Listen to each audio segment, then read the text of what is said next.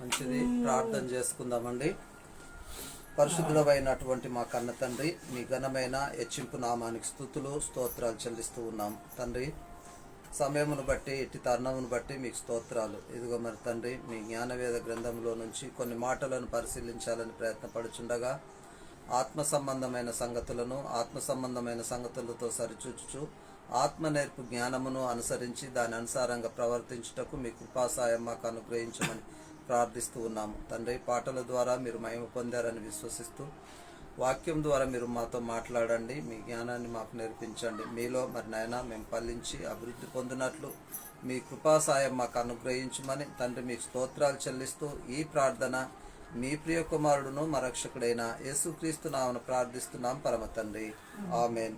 ప్రియమైనటువంటి దేవుని కుమారులారా, కుమార్తెలారా, మన ప్రభు అయిన యేసుక్రీస్తు నామములో మీ అందరికీ వందనాలు, అలాగే దేవునికి స్తోత్రములను కృతజ్ఞతాస్తుతులు చెల్లిస్తూ ఉన్నాము. సహోదరులమైనటువంటి మనము ఒకరికి ఒకరము వందనములు చెప్పుకొనుచు దేవునికి స్తోత్రములను కృతజ్ఞతాస్తుతులు చెల్లించేటటువంటి వారిగా ఉండాలని, ఇది బైబిల్ యొక్క క్రమము.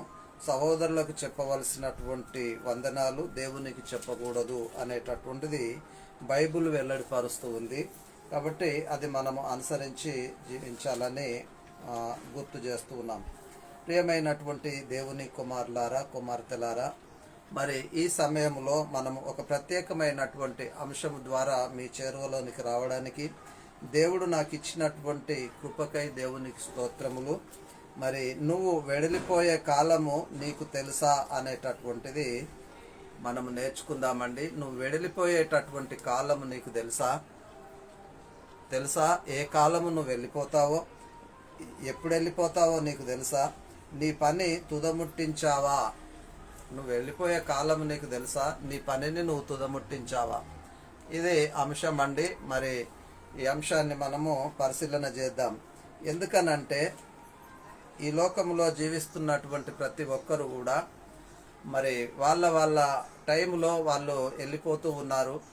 మరి వాళ్ళ టైంలో వారు వచ్చినటువంటి ఏ దేశమైతే ఉందో ఆ దేశానికి వాళ్ళు వెళ్ళిపోతూ ఉన్నారు. కానీ ఇది స్థిరత్వం అనేటటువంటిది కాదు అనేది మనం ముందుగా గుర్తెరగాలి. ఈ లోకములో ఉన్నటువంటిది మనకు స్థిరము అనేటటువంటిది కాదు. ఎందుకనంటే మన నిత్యమైనటువంటి నివాసము ఇంకో దగ్గరుంది. ఆ నిత్యమైనటువంటి నివాసానికి చేరాలనంటే ఆ సమయము, ఆ టైము నీకేమైనా తెలుసా? మరి ఆ టైము తెలుసుకొని నీ పనిని తుదముట్టిస్తున్నావా లేదా అనేటటువంటి విషయము ఒకసారి మనలను మనమే పరిశీలించుకోవాల్సినటువంటి అవసరము మనకెంతైనా ఉన్నది.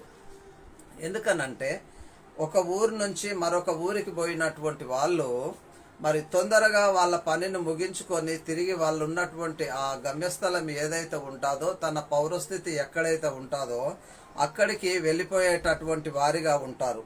కాబట్టి అలాంటి పరిస్థితుల్లో నువ్వు వచ్చినటువంటి దేశం ఏదో, నువ్వు వచ్చినటువంటి ఆ ప్రాంతం ఏదో, ఆ ప్రాంతాలను గుర్తెరిగి నువ్వు పోవాలనేటటువంటి టైం వచ్చేసింది, నేను వెళ్ళిపోవాలి అని అనుకుంటాం.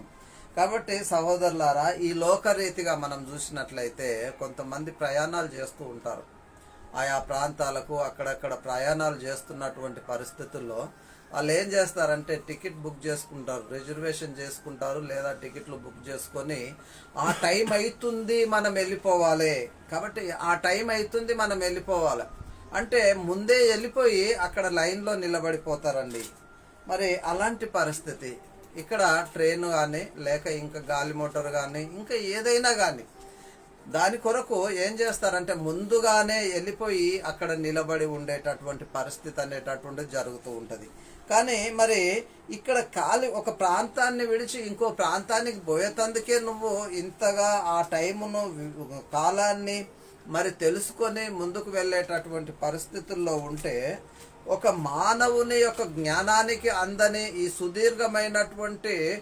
సుదీర్ఘమైనటువంటి లోకానికి నడిపించేటటువంటిది ఈ యొక్క బైబిల్ యొక్క జ్ఞానము అనేటటువంటిది, బైబిల్ యొక్క మరి తెలియజేసేటటువంటి మార్గము. కాబట్టి ఆ మార్గాన్ని గ్రహించినప్పుడే మనం ఏమవుతామనంటే మనకు వెళ్ళిపోయేటటువంటి కాలము మనకు తెలుసా అనేటటువంటి ప్రశ్న మనం వేసుకుంటాం. ఎందుకనంటే ఏ క్షణం ఏమి జరుగుతుందో, ఏ క్షణము ఎప్పుడు వెళ్ళిపోతామో కూడా తెలియదు. చాలామంది ఏమనుకుంటారంటే, ఏంటంటే ఇంకా నేను చాలా రోజులు జీవించాలి, నేను ఇంకా చేయవలసిన పనులు చాలా ఉన్నాయి, ఇంకా నేను ఎంతో పని చేయాలి అని అనుకుంటారు. కానీ ఒక ఉదాహరణకి ఏంటనంటే, ఒక పెద్ద బంగ్లా కట్టుకున్నోడికి ఆ పూరి గుడిసెల్లో ఉండి సంతోషపడతాడా లేక బంగ్లాలోకి వెళ్ళిపోతాడా? అంటే మరణం అనేటటువంటి పరిస్థితి వచ్చేసరికి చాలా మందికి భయం అనేటటువంటి చుట్టుకుంది. ఆ మరణం వెనుక ఏముందో ఏమవుతుందో అనేటటువంటిది. కాదండి, ఏమీ కాదు. ఎందుకనంటే ఈ శరీర రీతిగా లోకాన్ని విడిచిపెడతావు తప్ప ఇందులో ఏమి జరిగేటటువంటిది లేదు. అందుకనే నువ్వు వెళ్ళిపోయేటటువంటి ఆ నిత్యమైనటువంటి నివాసం ఏందనంటే, ఇందాక మనం చెప్పుకున్నట్టుగా గుడిసెలో ఉన్నటువంటి వాడు పెద్ద బంగ్లా కట్టుకున్నటువంటి పరిస్థితుల్లో ఆ బంగ్లాలోనికి వెళ్ళిపోవాలే కానీ ఈ గుడిసెలోనే ఉండి నాదండి బంగ్లా, నాదండి, నేను కట్టానండి బంగ్లా అని అంటే ఉపయోగం లేదు. ఎందుకనంటే ఆ కట్టిన బంగ్లాలోనికి ఎంత తొందరగా వెళ్ళిపోతే అంత సంతోషపడతాడు. ఎందుకనంటే అక్కడ తనకు ఇష్టమైనటువంటి విధానంగా, తనకు నచ్చినటువంటి విధానంగా కట్టబడ్డటువంటి గృహాలు కాబట్టి. మరి అలాంటి గృహంలోనికి వెళ్ళడానికి ఎందుకు సంకోచిస్తూ ఉన్నారో తెలియదండి. ఎందుకనంటే మన టైం మనకు తెలియాల, మనం వెళ్ళిపోయేటటువంటి కాలము మనకు తెలియాల. అందుకనే అపోస్తలుడైనటువంటి పౌలు గారు ఆయన చెప్తున్నటువంటి మాటలను మనం ఒకసారి చూస్తే ఆయన ఏమంటాడనంటే, ఈ లోకంలో ఉన్నప్పుడు ఆయనకున్నటువంటి పరిస్థితిని వెల్లడిపరుస్తూ ఉన్నాడు. ఈ లోకంలో ఉన్నటువంటి పరిస్థితుల్లో ఆయన చెప్తున్నటువంటి మాట ఏమంటాడంటే, తిమోతికి రాసిన రెండవ పత్రిక 4వ అధ్యాయంలో మనం చూసినప్పుడు ఇక్కడ చాలా చక్కని మాటలు చెప్తూ ఉంటాడండి. మరి తిమోతికి రాసిన 2వ పత్రిక 4వ అధ్యాయము 6-7 వచనాలను మనం పరిశీలన చేద్దాం. నేను ఇప్పుడే ప్రాణార్పణముగా పోయబడుచున్నాను అని అంటాడు. పోయబడి చున్నాను 4వ అధ్యాయము 6-7 వచనాలు. నేను ఇప్పుడే ప్రాణార్పణముగా పోయబడుచున్నాను, నేను వెడలిపోవు కాలము సమీపమైనది అని చెప్తూ ఉన్నాడు. అంటే నేను ఇప్పుడే ప్రాణార్పణముగా పోయబడుచున్నాను, నేను ఇప్పుడే ప్రాణార్పణముగా పోయబడుచున్నాను అని తెలియజేస్తూ ఏమంటూ ఉన్నాడంటే, నేను వెడలిపోయేటటువంటి కాలము సమీపమయ్యింది. ఎందుకనంటే నేను వెళ్ళిపోయేటటువంటి కాలం సమీపమైంది. ఎందుకు? ఈ బ్రతికుంటే నేను ప్రాణార్పణంగా పోయబడుతున్నాను గనుక నేను వెడలిపోయేటటువంటి కాలం సమీపమయ్యింది. సమీపమైనటువంటి పరిస్థితుల్లో వెళ్ళిపోయేటందుకు నా కాలం సమీపమైందండి, నేను వెళ్ళిపోతూ ఉన్నాను అనేటటువంటి విషయాన్ని అక్కడ వెల్లడిపరుస్తూ ఉన్నాడు. కాబట్టి మరి మనం చెప్పగలుగుతామా నేను వెళ్ళిపోయే టైం వచ్చేసిందని, నేను వెళ్ళిపోయే టైము కాలం సమీపమైంది, లేకుంటే నేను వెళ్ళిపోవాలండి అని చెప్పగలుగుతామనంటే చెప్పడానికి సంకోచిస్తూ ఉంటాము. అందుకనే ఏమంటూ ఉన్నాడంటే ఆయన, నేను వెళ్ళిపోయేటటువంటి కాలం తెలిసిపోయింది. ఎందుకంటే నీతిమంతులు దాన్ని గ్రహించగలుగుతూ ఉన్నారు, నీతిమంతులు దాన్ని తెలుసుకోగలుగుతూ ఉన్నారు.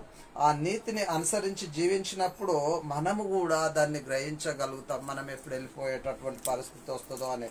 అందుకనే ఏమంటాడనంటే ఆయన చేసినటువంటి పని గురించి చెప్తూ ఉన్నాడు. ఆయన ఏం పని చేసిండు అనేటటువంటిది 7వ వచనంలో చూస్తే, నేను మంచి పోరాటము పోరాడి తిని నా పరువు కడముట్టించి తిని విశ్వాసమును కాపాడుకొంటిని అని చెప్తూ ఉన్నాడు. ఏం చేశాడంట అనంటే ఆయన మంచి పోరాటం ఒకటి పోరాడి తిని అని తెలియజేస్తూ ఉన్నాడు. నా పరుగును కడముట్టించి తిని అని అంటాడు. చాలా మంది తమ పరుగు అనేటటువంటి, ఏంటి ఆ పరుగు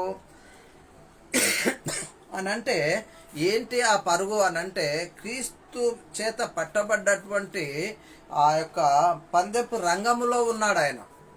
ఎక్కడ అనంటే క్రీస్తు సువార్తను ప్రకటించడంలో, క్రీస్తును గురించి తెలియజేయడంలో ఆయన ఉన్నటువంటి పరిస్థితిని తెలియజేస్తూ ఉన్నాడు. అందుకనే నేను మంచి పోరాటము పోరాడి తిని అని తెలియజేస్తూ ఆయన ఏమంటూ ఉన్నాడనంటే, మరి నేను మంచి పోరాటము పోరాడి తిని అని తెలియజేస్తూ నా పరుగు కడ వరకు తుదముట్టించి తిని అని అంటాడు. ఎందుకనంటే తన పరుగును అంటే చేర్చేసిండు, ఆ గమ్యస్థలానికి వెళ్ళిపోయేటటువంటి పరిస్థితుల్లో చేసేసిండు అనేటటువంటి. అందుకనే ఆ యొక్క పరుగును తుదముట్టించినటువంటి పరిస్థితుల్లో ఆయన చెప్తున్నటువంటి విషయం ఏంటంటే, మరి ఆయన మరి ఏమంటుండంటే, నేను నా పరుగును తుదముట్టించి తిని, ఎందుకు అనంటే నేను మంచి పోరాటం పోరాడినా అని తెలియజేస్తున్నాడు. ఇప్పుడు పరిగెత్తేటటువంటి వాళ్ళలో మనం చూసినట్లయితే చాలా మంది పరిగెత్తుతున్నారండి. పరుగు పందెంలో ఉన్నటువంటి వాళ్ళు చాలా మంది పరిగెత్తుతున్నారు. కానీ కొంతమంది ఎలాగున్నారనంటే, తోవ పక్కన పరిగెత్తేటటువంటి వాళ్ళు కొంతమంది ఉంటే, మరి త్రోవలో పరిగెత్తేటటువంటి వాళ్ళు కొంతమంది ఉంటే, కొంతమంది పడుతూ లేస్తూ పరిగెత్తేటటువంటి వాళ్ళు కూడా కొంతమంది ఉన్నారు. ఎందుకులే నాకు ఇవన్నీ అని పడుకునేటటువంటి వాళ్ళు కూడా కొంతమంది ఉంటూ ఉన్నారు. అందుకనే ఆయన పరుగును తుదముట్టించి అనేటటువంటి విషయాన్ని తెలియజేస్తూ ఏమంటాడంటే, ఆయన చెప్తున్నటువంటి మాట, విశ్వాసమును కాపాడుకొంటిని అని అంటుండు. ఏంటంట? విశ్వాసమును కాపాడుకున్నాడు. ఆయన విశ్వాసాన్ని కాపాడుకుంటూ ఆయన ముందుకు సాగినటువంటి పరిస్థితి. మరి ఇక్కడ ఉన్నటువంటి పరిస్థితుల్లో అందరూ పరిగెత్తేటటువంటి వాళ్ళందరికీ కూడా బహుమానము దొరుకుతాదా అనేటటువంటి విషయాన్ని కూడా మనం ఆలోచించవచ్చు. బహుమానం దొరుకుతాదా అంటే, ఈ లోక సంబంధంగా కొన్ని పరుగులు పెడుతూ ఉంటారు, కొన్ని ఇవి చేస్తూ ఉన్నారు. ఎందుకనంటే ఈ పరుగు పందాలు అనేటటువంటి పెడుతూ ఉన్నారు. అందులో ఆ పరుగు పందెంలో మరి బహుమానాన్ని పొందుకునేటటువంటి వాళ్ళు ఎంతమంది ఉంటారనంటే ఒక్కరుగానే ఉంటారు. ఫస్ట్ ప్రైజ్, సెకండ్ ప్రైజ్ అనేటటువంటిది ఉంటుంది. కాబట్టి అలాంటి విధానంగా ఉండేటటువంటి విషయము మరి ఈ లోక సంబంధంగా ఉంటూ ఉంది. అందుకనే ఈయన అపోస్తలుడైనటువంటి పౌలు గారు చెప్తున్నటువంటి మాట ఏమంటుండనంటే, విశ్వాసమును కాపాడుకుంటుని ఇక మీదట నా కొరకు జీవ కిరీటము, నీతి కిరీటము, నీతి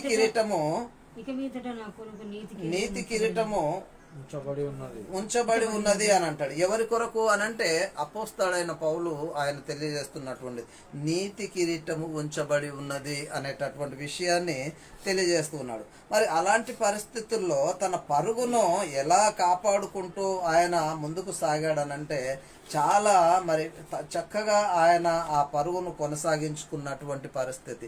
అందుకనే ఆయనకు తెలిసిపోయింది, నేను వెళ్ళిపోవాలా, నేను వెళ్ళిపోయే టైము వస్తూ ఉంది, నేను వెళ్ళిపోయేటటువంటి పరిస్థితి నాకు తెలిసిపోతుంది కనుక నేను వెళ్ళిపోవాలి అనేటటువంటి విషయాన్ని ఆయన వెల్లడిపరుస్తూ వస్తూ ఉన్నాడు. కాబట్టి మరి అలాంటి పరిస్థితుల్లో ఉన్నామా, లేకుంటే మనకు తెలుసా మనం వెళ్ళిపోవాలనేటటువంటి ఒక ఆలోచన మనకేమైనా తెలిసి ఉందా అని అంటే అదేమీ తెలియట్లేదు. కానీ మనం ఇంకా ఈ లోకములోనే ఉండాలి అనేటటువంటి ఆలోచన కలిగి ఉంటూ ఉన్నాం. మనం ఇంకా కూడా ఈ లోకములోనే ఉండాలి, ఈ లోకములోనే మనము మరి మన జీవితాన్ని కొనసాగించుకునేటటువంటి వారిగానే ఉండాలి అనేటటువంటి ఆలోచన కలిగి ఉంటూ ఉన్నారు. అందుకనే ఏమంటూ ఉన్నాడనంటే, మరి ఈ లోకాన్ని విడిచిపెట్టినటువంటి క్షణములో వాళ్ళు ఎక్కడికి వెళ్తారు అని అంటే, మరి ఈ లోకాన్ని విడిచిపెట్టక ముందే నువ్వు చేయవలసినటువంటి పని ఉంది, నువ్వు చేయాలి, పని చేయాలి. ఈ లోకాన్ని విడిచిపెట్టక ముందే నువ్వు పని చేయాలి. నీ శక్తి కొలది నువ్వు చేసినటువంటి పనిని బట్టి నీకు దేవుడు ఆ యొక్క జీవ కిరీటము కావచ్చు, నీతి కిరీటము కావచ్చు నీకు ఇయ్యడం అనేటటువంటిది జరుగుతుంది. కానీ లోకమును విడిచిపెట్టిన తర్వాత నువ్వు ఏది కూడా చేయలేవు. ఈ లోకాన్ని విడిచిపెట్టినటువంటి తర్వాత నువ్వేది కూడా చేయలేవు. అందుకనే ప్రసంగి గ్రంథకర్త ఏం చెప్తూ ఉన్నాడనంటే, ప్రసంగి రాసినటువంటి గ్రంథము 9వ అధ్యాయము 10వ వచనాన్ని ఒకసారి చూద్దామండి. 9వ అధ్యాయము 10వ వచనం, ప్రసంగి గ్రంథము 9వ అధ్యాయము 10వ వచనము, చేయుటకు నీ చేతికి వచ్చిన ఏ పని అయినను నీ శక్తి లోపం లేకుండా చేయము. ఇక్కడ ఆగుదాం ఒకసారి. చేయుటకు నీ చేతికి వచ్చిన ఏ పనైనను శక్తి లోపము లేకుండా చేయము అని అంటాడు. ఎందుకనంటే నువ్వు చేసేటటువంటి పని, నీ చేతికి ఏ పని వస్తే ఆ పని చెయ్యి అని తెలియజేస్తూ ఉన్నాడు. అంటే ఎందుకనంటే వృధాగా ఉండకూడదు. మరి కాలాన్ని మనం గుర్తెరుగుతూ మనము పని చేసుకునేటటువంటి వారిగా ఉండాలని తెలియజేస్తున్నాడు. చేయుటకు నువ్వు ఏ పని నీ చేతికి వచ్చినా అది శక్తి లోపము లేకుండా. చాలా మంది ఏమో అంత పెద్ద పని నేను చేయగలుగుతానా, ఇంత ఇదా నేను చేయగలుగుతానా, నాతో అవుతాదా ఆ పని అనేటటువంటి వాళ్ళు కూడా ఉంటారు. కానీ ఆ శక్తి లోపము లేకుండా నువ్వు ఇష్టపడి ఆ పనిని చేసినప్పుడు నువ్వు ఆ పని చేయగలుగుతావు అనేటటువంటి విషయాన్ని తెలియజేస్తున్నాడు. మరి అట్లే నేను చేయలేను అనేటటువంటి విధానంగా కానీ ఆలోచించుకున్నట్లయితే ఇంకా ముందుకు చూద్దామండి, ఇంకా అట్లా కిందికి. అయితే నువ్వు పోవు పాతాళమందు, నువ్వు పోవు పాతాళమునందు ఏ పనైనను ఉపాయమైనను తెలివైనను జ్ఞానమైనను లేదు. ఎందుకనంటే నువ్వు పోతున్నటువంటి పాతాళం ఏదైతే ఉందో, నువ్వు పోతున్నటువంటి పాతాళంలో ఏం లేదు అని అంటూ ఉన్నాడంటే, ఇక్కడ చెప్తున్నటువంటిది ఏ పని కూడా అక్కడ లేదు అనేటటువంటిది. ఏ పని కూడా అక్కడ లేదు, ఏ ఉపాయమైనా కూడా లేదు. ఎందుకనంటే నేను ఏదో ఉపాయం చేసి నేను ఇది తప్పించుకుంటా అని అనుకుంటుండొచ్చు మనము. ఎందుకనంటే ఏదో ఉపాయం చేస్తా, నేను ఏదో చేసి నేను ఇది తప్పించుకొని నేను ఇలా ఉంటా అలా ఉంటా అనేటటువంటి విషయంలో మనం అనుకుంటుండొచ్చు. కానీ ఏ ఉపాయము కూడా అక్కడ పని చేయదు. ఎందుకనంటే ఏ ఉపాయమైనా కూడా పని చేయదు. ఏ తెలివైనా కానీ, ఎన్ని తెలివితేటలున్నా, ఎంత తెలివిని సంపాదించుకున్నా కానీ అక్కడ నుండి మనం తప్పించుకునేటటువంటి పరిస్థితి లేనే లేదు అనేటటువంటిది.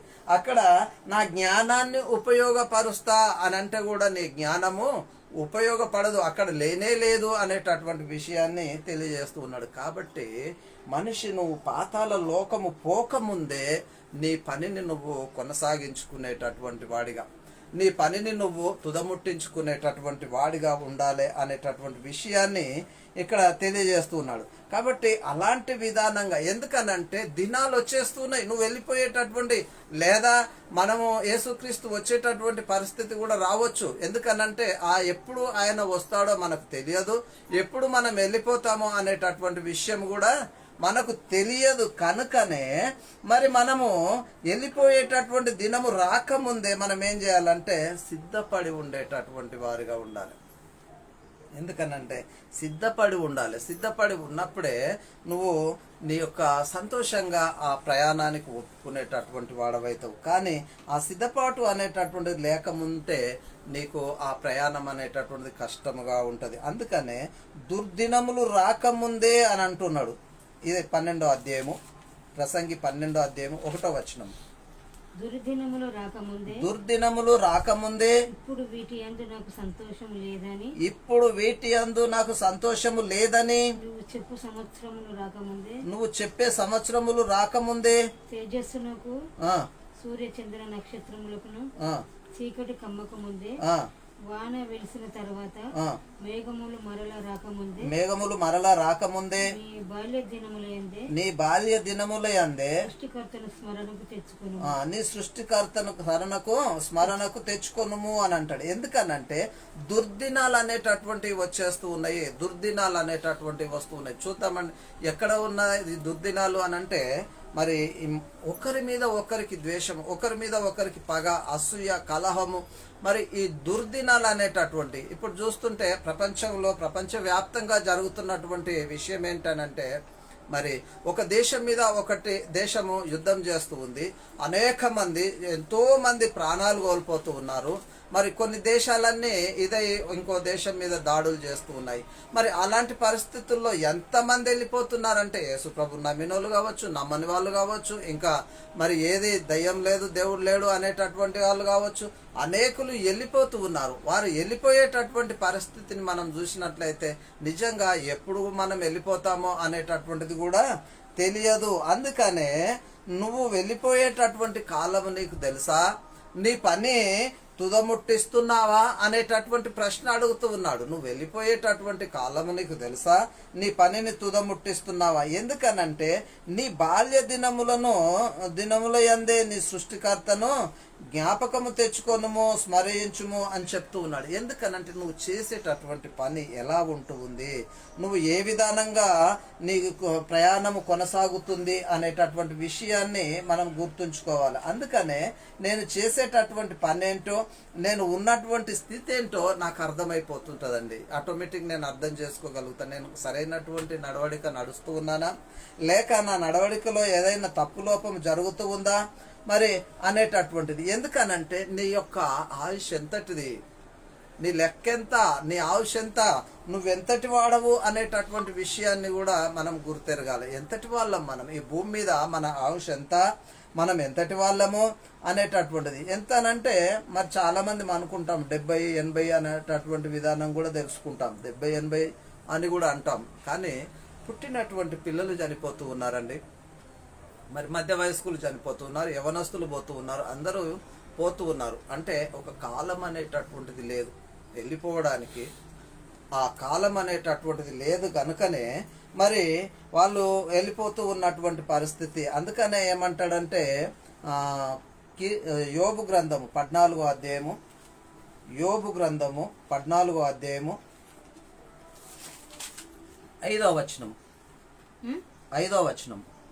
నెలల ఆయుష్కాలము నరుల ఆయుష్కాలము పరిమితి గలదు, నరుల ఆయుష్కాలము పరిమితి గలదు, వారి నెలల సంఖ్య నీకు తెలిసే ఉన్నది, వారి నెలల సంఖ్య నీకు తెలిసే ఉన్నది. మించజాలని వయోపరిమాణము నీవు వారికి తెలియజేయుచున్నావు అని అంటాడు. ఏంటంట అనంటే ఇక్కడ నరుల ఆయుష్కు పరిమితి అనేటటువంటిది ఉన్నది.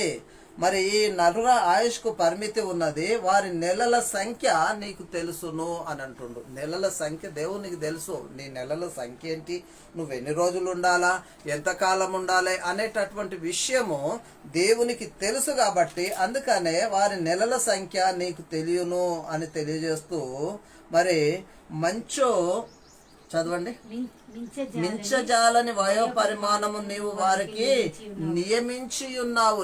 మించజాలని వయోపరిమాణం ఎందుకనంటే ఇంత టైము అనేటటువంటి విధానములో ఆ లోపల నువ్వు వాళ్ళు వెళ్ళిపోవాలి అనేటటువంటి విషయాన్ని తెలియజేస్తూ ఉంటాడు. కాబట్టి మరి అలాంటి పరిస్థితుల్లో నువ్వు ఎలా ఉంటూ ఉన్నావు, మరి ఏ విధానంగా ఉంటూ ఉన్నావు. ఎందుకనంటే మనం అనుకుంటామండి చాలా వరకు ఏమంటామనంటే మాకు శ్రమ ఉంది, బాధ ఉంది, కష్టం ఉంది, ఇవన్నీ వీటిలలో మేము ఎట్లా సిద్ధపడతాము, మేము ఎట్లా ముందుకెళ్తాము అని అనుకుంటారు. ఎందుకనంటే ఈ లోకములో శ్రమ పడుతూ మరి ఉన్నటువంటి వాళ్ళు మరి ఈ విధానంగా అనుకుంటున్నటువంటి పరిస్థితి అనేటటువంటిది ఉంటుంది. అందుకనే ఇక్కడ ఏం చెప్తున్నాడంటే 1వ వచనంలో స్త్రీలు కనిన నరుడు కొద్ది దినముల వాడై మిక్కిలి బాధ నొందును అంట. ఎవరు అంటే స్త్రీ కనిన నరుడు. ఎవరు స్త్రీ కనిన అంటే ఇక్కడ మనం ఒకటి ఆలోచిస్తే ఏంటంటే ఈ శరీరానికి వయస్సు ఉన్నదండి, ఈ శరీరానికి మాత్రమే వయస్సు, కానీ నీ ఆత్మకు వయస్సు ఉన్నది అనేటటువంటిది సరైనటువంటిది కాదు. ఎందుకనంటే మరి ఈ శరీరానికి అనంటే ఎవరు కన్నటువంటి నరునికి అని తెలియజేస్తూ ఉన్నాడు అనంటే స్త్రీ కనిన నరుడు అని అంటాడు. స్త్రీ కనిన నరుడు ఎవరు అనంటే ఈ దేహము లేదా ఈ శరీరము. ఈ స్త్రీ కనినటువంటి నరుడు కొద్ది దినముల వాడై మిక్కిలి బాధ నొందును అని అంటాడు. ఎందుకనంటే కొన్ని రోజులే ఉండాలి. నీ యొక్క వయసు పెరిగినా కొద్దీ, ఈ శరీరానికి వయసు పెరిగినా కొద్దీ ఇది బలహీన పడుతూ ఉంటుంది. వయసు పెరిగినా కొద్దీ ఇది దినదినము ఇంకా బలహీన పడేటటువంటి పరిస్థితి ఉంటుంది, కానీ ఇది నూతనపరచబడేటటువంటి విధానంగా ఉండదు. అందుకనే నీ యొక్క మరి విధానాన్ని తెలియజేస్తూ ఉన్నాడు, నీ వయోపరిమితిని తెలియజేస్తూ ఉన్నాడు. నువ్వు వెళ్ళిపోయేటటువంటి నీ ఆయుష్కాలము ఎంత అనేటటువంటి విధానంగా అడుగుతూ ఉన్నాడు. ఎందుకంటే ఆయన చెప్తున్నటువంటి విషయం ఏంటనంటే తిరిగి రండి అని అంటాడు. ఎక్కడికి తిరిగి రావాలా?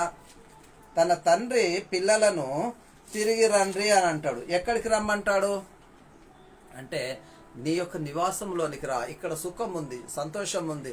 ఎక్కడో పోయి ఎట్టి చేసుకుంటా ఎట్టి లాగా ఏదో మరి ఇలా ఉండకుండా నువ్వు తిరిగిరా అనేటటువంటి పరిస్థితిని తెలియజేస్తూ ఉంటాడు. అందుకనే ఎక్కడ చెప్తున్నాడంటే నువ్వు తిరిగిరా అని అంటాడు. కీర్తనల గ్రంథంలో ఆ మాట చెప్తూ ఉన్నాడండి. నరులారా తిరిగి రండి అని ఆయన సెలవిస్తూ ఉన్నాడు అని తెలియజేస్తూ ఉన్నాడు. ఎందుకనంటే నరులారా తిరిగి రండి, 90వ అధ్యాయం కీర్తనలో ఈ మాటను చెప్తూ ఉన్నాడు. 3వ వచనంలో మనం చూస్తే, నీవు మనుషులను మట్టికి మార్చుచున్నావు, నరులారా తిరిగి రండి అని సెలవిచ్చుచున్నావు అని అంటాడు. ఏమంటుండంటే నరులారా రండి అని సెలవిస్తూ ఉన్నాడు. ఎవరు సెలవిస్తూ ఉన్నాడు? ఎక్కడికి రమ్మంటున్నాడు? ఏదో నాశనం అయిపోయేతందుక, లేకుంటే బలహీన పడేతందుక అంటే కాదండి. ఒక నూతనమైనటువంటి లోకంలోనికి, ఒక మహిమ కలిగినటువంటి లోకంలోనికి నిన్ను రమ్మని పిలుస్తూ ఉంటే ఈ యొక్క పెంటకుప్ప కొరకు ఆలోచన చేస్తున్నటువంటి వాళ్ళు చాలా మంది ఉంటూ ఉన్నారు. కాబట్టి నిన్ను రమ్మని పిలుస్తూ ఉన్నాడు అనేటటువంటి విషయాన్ని మరి ఆయన తెలియజేస్తూ ఉన్నాడు. అది మనం గుర్తెరగాల. అది గుర్తెరిగినప్పుడే నేను ఎక్కడికి పోతాను అనేటటువంటి విషయాన్ని గుర్తెరిగినప్పుడే నువ్వు సరైనటువంటి విధానంగా సిద్ధపాటు అనేటటువంటిది నీకు ఉంటుంది అనేటటువంటిది. ఎందుకనంటే నీకు ఇచ్చినటువంటి ఆయుష్ ఎంత ఉంది అనేటటువంటి విషయాన్ని మనం ఒకసారి గమనించుకోవాలి. నీకు ఇచ్చిన ఆయుష్ ఎంత ఉంది అనేటటువంటిది 10వ వచనం చూద్దాం. ఇందులోనే 10వ వచనంలో, మా ఆయుష్కాలము 70 సంవత్సరములు, మా ఆయుష్కాలము 70 సంవత్సరములు, అధిక బలమున్న ఎడల 80 సంవత్సరములగును, అయినను వాటి వైభవము ఆయాసము దుఃఖమే అని అంటుండే. ఎందుకనంటే ఇక్కడ ఉన్నటువంటి పరిస్థితి, నీ ఆయుష్కాలము 70 లేదా 80 సంవత్సరాలు. ఈ 80 సంవత్సరాల లోపల ఎప్పుడైనా నువ్వు వెళ్ళిపోవచ్చు అనేటటువంటిది, వెళ్ళిపోవచ్చు. అయితే అధికంగా బలం ఉంటే నువ్వు తినే తిండి అవన్నీ కూడా నువ్వు మంచి తిండి తింటే ఇంకో 10 సంవత్సరాలు పొడిగించుకోవచ్చు. ఆ 10 సంవత్సరాలు పొడిగించుకున్నా గానీ వాటి వైభవము అని అంటాడు. ఎందుకనంటే వాటి వైభవం ఎలాంటిది అని అంటే మరి దాని గురించి తెలియజేస్తూ ఉన్నాడు. వాటి వైభవం ఎలాంటిది అని అంటే మరి ఆయాసము దుఃఖము. ఎందుకనంటే ఏజ్ పెరుగుతూ ఉంటే, ఈ శరీరానికి ఏజ్ పెరుగుతుంటే ఆయాసము దుఃఖము అనేటటువంటిది ఉంటుంది. అందుకనే ఈ ఆయాసము దుఃఖముతో మానవుడు ఏం చేస్తూ ఉన్నాడంటే ఈ లోకములో జీవిస్తూ ఉన్నాడు. అనే తను ఎలాంటి పరిస్థితుల్లో ఇక్కడికి వచ్చానో, ఎక్కడ ఉన్నానో నేను అనేటటువంటి విషయాన్ని మర్చిపోతూ ఉన్నాడు. ఆ మర్చిపోవటము ద్వారా ఈ లోకానుసారంగా లోకము తట్టే తిరుగుతూ ఉన్నటువంటి పరిస్థితి అనేటటువంటిది ఉంటూ ఉంది. అందుకనే నువ్వు వెళ్ళిపోయేటటువంటి కాలము నీకు తెలుసా? నీ పనిని తుదముట్టిస్తూ ఉన్నావా? ఏం చేస్తూ ఉన్నావు అనేటటువంటి విషయాన్ని మరి మనం గమనించుకోవాల్సినటువంటి అవసరము మనకు ఎంతైనా ఉన్నది. అందుకనే ఏమంటాడు అనంటే మనము గమనించుకొని మన పరిస్థితులను మనం చక్కబెట్టుకునేటటువంటి వారిగా ఉండాలి అనేటటువంటిది. అంటే మరి ఏం జరుగుతుంది, ఏమవుతుంది, మరి ఎట్లా వెళ్ళిపోతారు అనంటే రేపేమి జరుగునో తెలుసా అండి? ఎవరికైనా రేపేం జరుగుతుందో అనంటే ఎవరికి కూడా తెలియదు. ఈ రాత్రి కాలంలో మనం నిద్రించినటువంటి వాళ్ళు కూడా, పండుకున్నటువంటి వాళ్ళు కూడా ఏమవుతుందంటే ఆ నిద్రలో ఆ కళ్ళలు కంటూ ఉంటారు. ఎక్కడో వెళ్ళిపోయినట్టుగా, ఎక్కడో తిరుగుతున్నట్టుగా, ఎక్కడో చూస్తున్నట్టుగా, ఏదో ప్రాంతాలకు ప్రయాణమైనట్టుగా. అంటే ఈ బాడీలో నుంచి ఆత్మ అట్లా తిరుగుతున్నట్టుగా అది మనము ఆ కళ్ళలు కంటూ ఉంటాం. అట్లా ఆ పోయినటువంటి ఆత్మ అటే వెళ్ళిపోయింది అనుకోండి, అప్పుడు ఏం చేస్తాం మనము అనంటే ఏమీ చెయ్యలేము. అలాంటి పరిస్థితుల్లో చాలా మంది వెళ్ళిపోయేటటువంటి పరిస్థితి ఉంది. అందుకనే యాకోబుకు రాసిన పత్రికలో ఇది చూసి ముగించుకుందామండి. యాకోబుకు రాసిన పత్రిక 4వ అధ్యాయం 14వ వచనంలో చూసినప్పుడు ఇక్కడ కొన్ని మాటలను తెలియజేస్తూ ఉన్నాడు. చాలా చక్కటి మాటలు వివరిస్తూ ఉన్నాడు.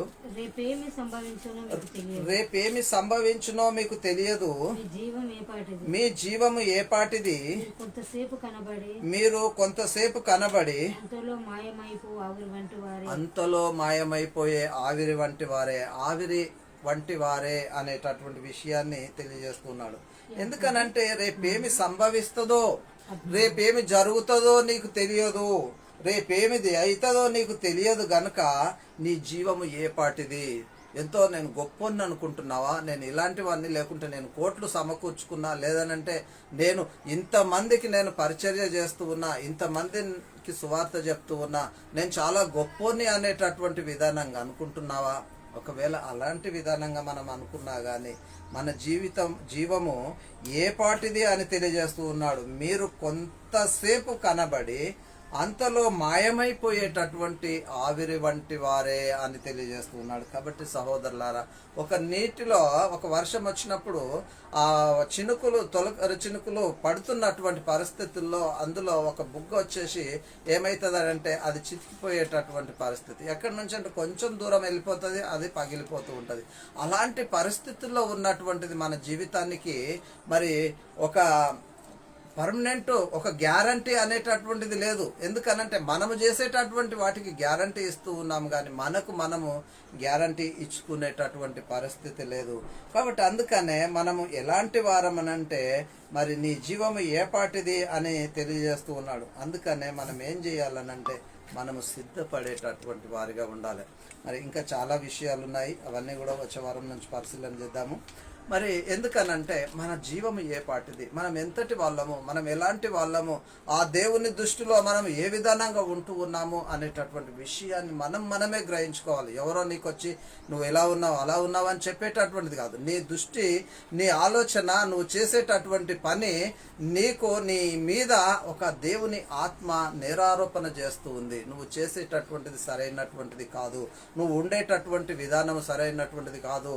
కాబట్టి నువ్వేం చేయాలో ఈ లోక సంబంధమైనటువంటి పని చేసుకుంటూ జీవనము గడిపేటటువంటి విధానమే కాదు, కానీ దేవుని పని చేస్తూ కూడా నువ్వు ముందుకు సాగేటటువంటి వాడిగా ఉండాలి. ఎందుకనంటే నీ ఫలాలు దేవునికి చూపించాలి. నేను ఒక్కనే పుట్టినా ఒక్కనే ఉన్నా అంటే వ్యర్థమైనటువంటి జీవితం అవుతుంది. అందుకనే నాతో కొన్ని ఫలాలు, కొంతమంది నేను తీసుకొని వెళ్ళేటటువంటి వాడిగా ఉండాలి అనేటటువంటి విషయము బైబిల్ తెలియజేస్తుంది. అందుకనే నీ పనిని తుదముట్టించావా అనేటటువంటి విధానంగా ప్రశ్నిస్తూ ఉన్నాడండి.